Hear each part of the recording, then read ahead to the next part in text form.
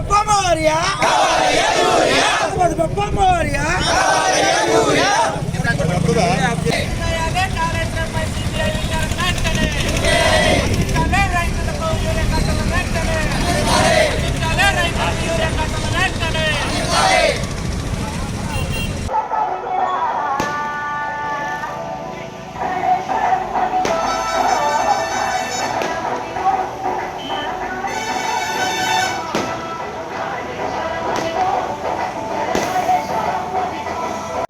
వరప్రదాయిని తెలంగాణ బీడు భూములకు బంగారం పండించే విధంగా నీళ్ళిచ్చిన కాళేశ్వరం ప్రాజెక్టుని కుట్రలతో కుతంత్రాలతో బీజేపీ కాంగ్రెస్ కుమ్మక్కై ఈ ప్రాజెక్టుని ఆపే ఒక నీచమైన పరిస్థితికి దిగజారడం జరిగింది.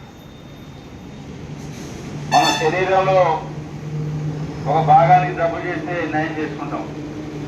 ఇలా కాళేశ్వరంలో కూడా కేవలం మేడిగడ్డ దగ్గర పిల్లలు ముగితే వాటిని రిపేర్ చేయాల్సింది పోయి వాటిని సాగ్గా చూపించి శాశ్వతంగా ప్రాజెక్టుని మూసివేసే కుట్ర చేస్తూ ఇతర రాష్ట్రాలకు లబ్ధి చేకూర్చే విధంగా ఈనాటి ముఖ్యమంత్రి రేవంత్ రెడ్డి గారు ప్రయత్నం చేయడం జరుగుతున్నది. మీ అందరూ గమనించుకోవాలి, మన అసెంబ్లీ ఎన్నికల కంటే ముందు నాగార్జున సాగర్ నీళ్ళు లేక మన పంటలన్నీ కూడా ఎండిపోయే పరిస్థితి వచ్చింది.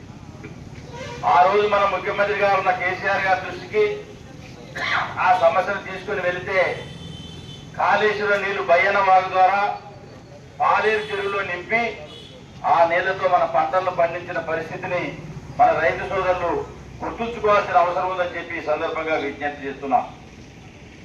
ఇలా ఆలయంలో నిర్మాణం జరుగుతున్న ఎస్ఎల్బిసి కొట్టుకొని పోయింది. అదేవిధంగా మరో 2 ప్రాజెక్టులు కూడా మునిగినాయి. ఒట్టెం పంపవులు కూడా మునిగింది. అంత మాత్రాన మరి ఆ యొక్క ప్రాజెక్టు మూల పడేస్తారని చెప్పి నేను అడుగుతా ఉన్నాను. 1 కోటి ఎకరాల తెలంగాణ మాగాన్ని చేస్తే కాళేశ్వరం ప్రాజెక్టు ద్వారా ఇవాళ అనేక జిల్లాల్లో పంటలు సస్యశ్యామలంగా పండుతుంటే ఇవాళ 10 లక్షల పైన క్యూసెక్కుల వరద వచ్చినా ఆ పిల్లర్లు ఏదైతే బీటలు వారినాయో అవి సజీవంగా నిలబడి ఏమాత్రం కూడా నష్టం జరగకుండా ఈరోజు మన కళ్ళ ముందు కనపడతా ఉన్నాయి.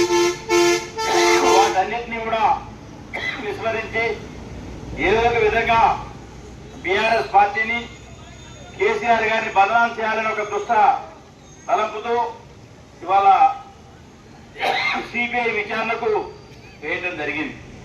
నేను అడుగుతా ఉన్నా, ఒక పక్కన మీ యొక్క కేంద్ర ప్రతిపక్ష నాయకుడు రాహుల్ గాంధీ గారు బీజేపీ జేబు సంస్థగా సిబిఐ ఈడీలు మారి ప్రతిపక్షాలను ఇబ్బంది పెట్టడానికి ఉన్నాయని చెప్పి వారు స్టేట్మెంట్ ఇచ్చి తెలంగాణ రాష్ట్రంలో సిబిఐ రావద్దని చెప్పి ఒక పక్కన మీరు తీర్మానం చేసి మరి రెండో పక్కన ద్వంద్వ నీతితో ఈరోజు అదే సిబిఐకి కేసు ఇవ్వడం అంటే బీజేపీ మీరు కుమ్మక్కై ఈరోజు బీఆర్ఎస్ పార్టీని ఇబ్బంది పెట్టాలనే ఒక దుష్ట తలంపుతో మీరు చేస్తున్నది నిజం కాదా తెలంగాణ సమాజం అర్థం చేసుకోవాల్సిన అవసరం ఉన్నది.